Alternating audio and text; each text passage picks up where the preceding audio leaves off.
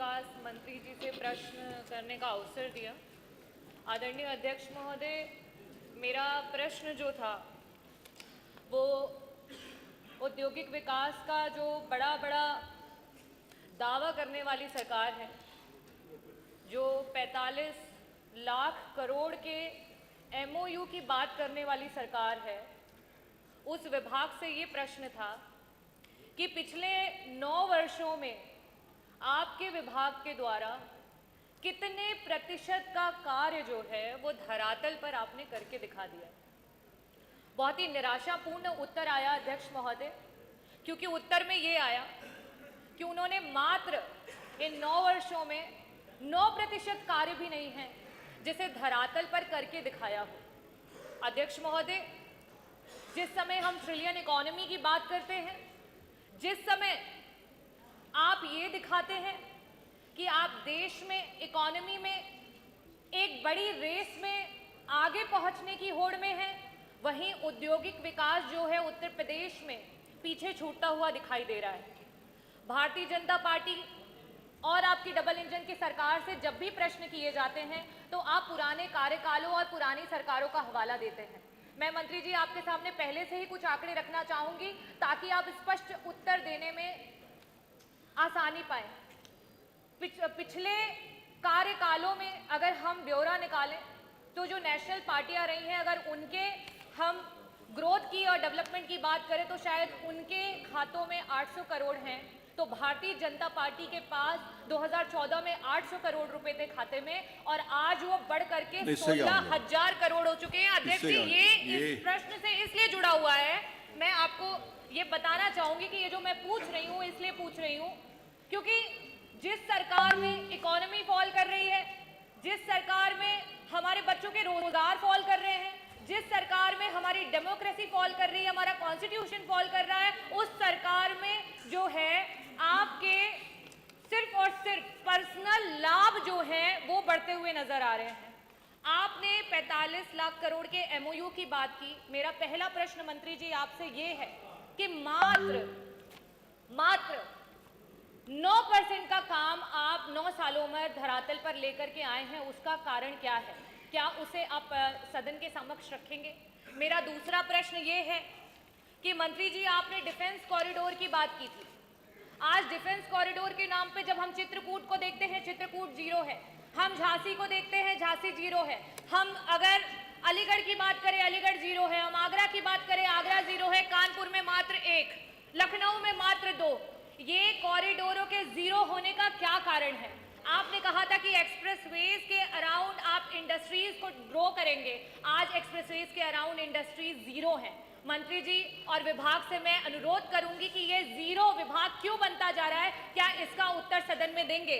मेरा आखिरी और बहुत ही महत्वपूर्ण प्रश्न है, क्योंकि इंडस्ट्री जो डिपार्टमेंट है उससे सारे युवाओं की आशाएं जुड़ी हुई रहती हैं, उनको नौकरियों की आशाएं लगी हुई होती हैं। आज आप पर कैपिटा इनकम 1 लाख की बात कर रहे हैं, इंडस्ट्री विभाग ने कितनी नौकरियां जो है आच्छादित की हैं, उसमें कितनी महिलाओं को नौकरियां मिली, कितनी दलितों को नौकरियां मिली, कितने पिछड़े वर्ग को नौकरियां मिली, और उसमें से कितने लोग हैं जो आज 1 लाख से ऊपर की सैलरी पे काम कर रहे हैं? मंत्री जी कृपया इन तीनों प्रश्नों का जो है स्पष्टता से उत्तर दे। बहुत बहुत धन्यवाद। माननीय मंत्री जी।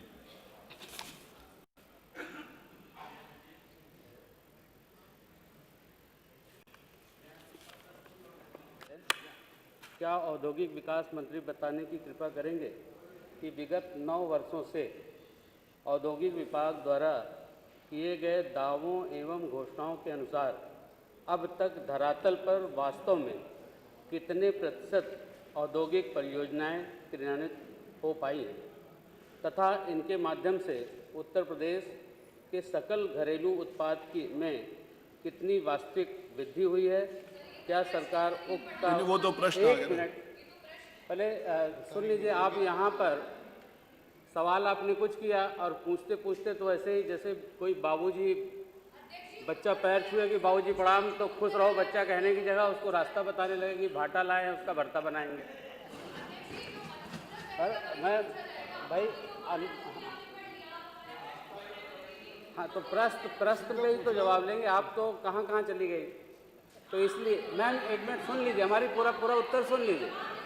पूरा उत्तर सुन लीजिए, जो आपने पहले पूछा है उसका पूरा उत्तर आपने सुन उत्तर लीजिए। में दिया मंत्री जी, मात्र 9% भाई, काम हुआ है 9 सालों ये में। पूरा 9% एक क्यों हुआ मिनट, है, पूरा उसका उत्तर तो जवाब सुन जो है वो लीजिए। जनता मांग रही है। अगर उत्तर नहीं सुनना चाहती तो जैसे आपने भाषण दिया कहीं हम भी दे दें। नहीं नहीं मंत्री जी, जो अनुपूरक में पूछा गया है, सर। जो आप पढ़ रहे हो सर। वो तो उत्तर में आ गया। जो अनुपूरक में पूछा गया उसका प्लीज जवाब दे दो। सर,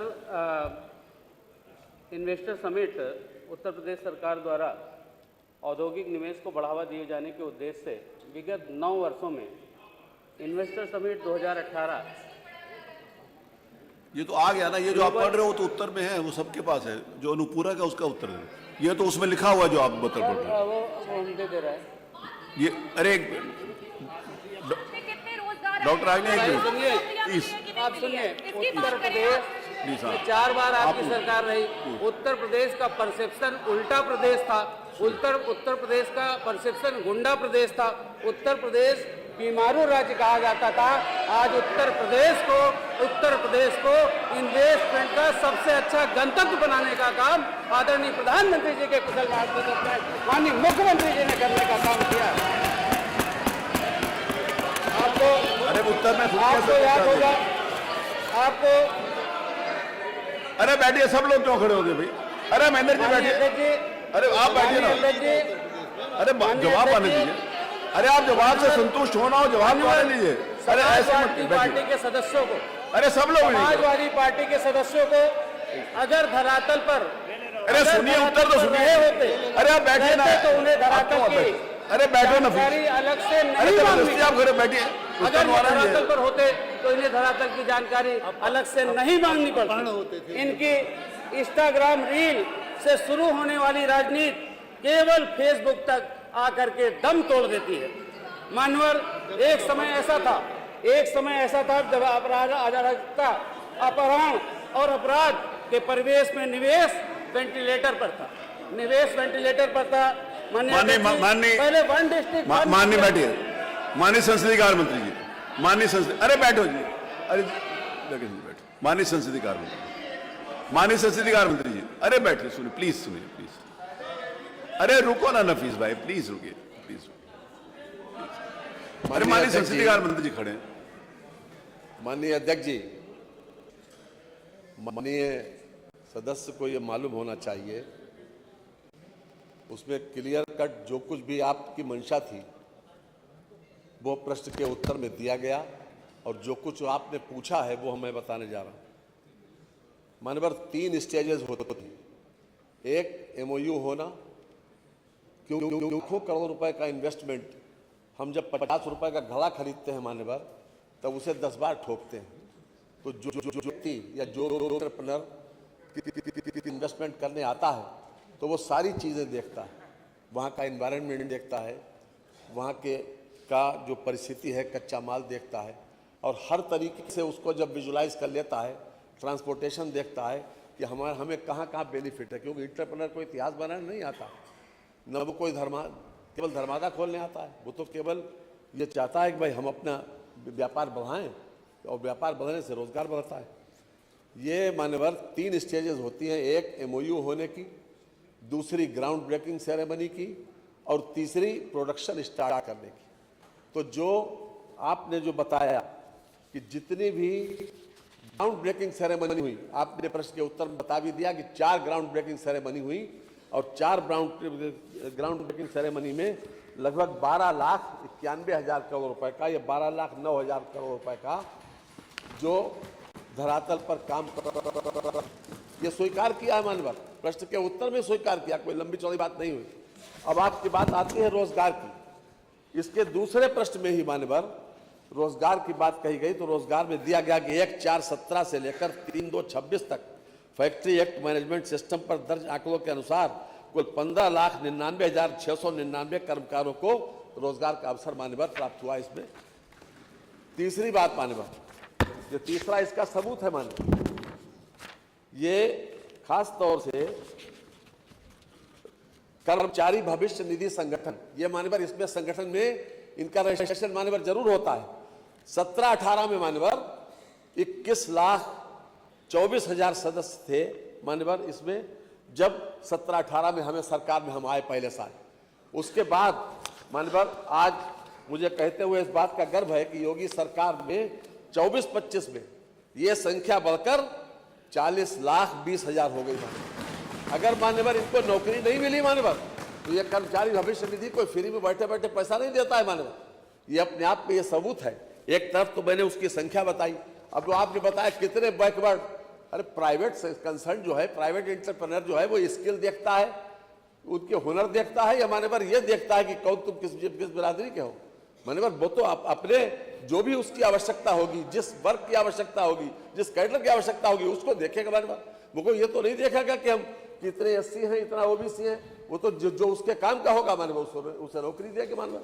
इसलिए मान्यवर साथ ही साथ मान्यवर एक बात और जानकारी दे दें कि जो एनुअल सर्वे ऑफ इंडस्ट्री है मान्यवर, उसमें जो हमारी मतलब जिसे कहना चाहिए कि इंडस्ट्रियल ग्रोथ, उसमें राष्ट्रीय स्तर पर ग्रोथ है 11.9% और हमारी ग्रोथ है मान्यवर 25% की मान्यवर, 25% हमारी ग्रोथ। इसके साथ ही मान्यवर प्रदेश को वर्ष 22-23-24 में लॉजिस्टिक रैंकिंग में अचीवर्स तथा वर्ष 2022 में ईज ऑफ डूइंग बिजनेस में टॉप अचीवर के रूप में मान्यता मिली है मान्यवर। तो एक सबूत नहीं है मान्यवर। और हमने ये बात स्वीकार की है कि हम 12,09,000 करोड़ रुपए का हमने ग्राउंड ब्रेकिंग सेरेमनी के बाद उसको जमीन पर उतारा है मान्यवर। तो इसमें कोई वो नहीं होना चाहिए कि लोग जो 2-2 लाख 20-20 हजार 40-40 हजार करोड़ रुपए का इन्वेस्टमेंट करने आते हैं मान्यवर, सारी चीजें देखते हैं। और बुंदेलखंड की आपने बात की, बुंदेलखंड में बीड़ा बुंदेलखंड इंडस्ट्रियल डेवलपमेंट अथॉरिटी बनाई मान्यवर, और उसमें लगभग 56,000 एकड़ जमीन लेने का वो है, और अभी तक लगभग 22,000 एकड़ जमीन वहां पर ली जा चुकी है। और लखनऊ से लेकर जहां तक जो इंटरप्रेन्योर आता है तो वो पहले अपना कंजीनियर एटमॉस्फेयर देखता है कि हमारे लिए कौन सी स्थिति ठीक है, ट्रांसपोर्टेशन में खर्चा किसमें कम आएगा, हमारा जो माल बनेगा ये हमारा कच्चा माल कहाँ से आएगा, सब सारी चीजें देखता है मान्यवर। तो जिला वो तय करता है, जिला हम नहीं तय करते हैं। ये बात मालूम होना चाहिए। तो जो इन्वेस्टर में इनको धन्यवाद इस बात के लिए देना चाहिए कि हम कम से कम 12 लाख करोड़ रुपए के इन्वेस्टमेंट ले तो आए और उसमें हम 4 लाख का जमीन पे उतार रहे हैं मान्यवर। इन्होंने क्या किया 5 बरस में, ये भी सोचना चाहिए मान्यवर। धन्यवाद। प्रश्न संख्या 8 डॉक्टर हृदय नारायण सिंह पटेल।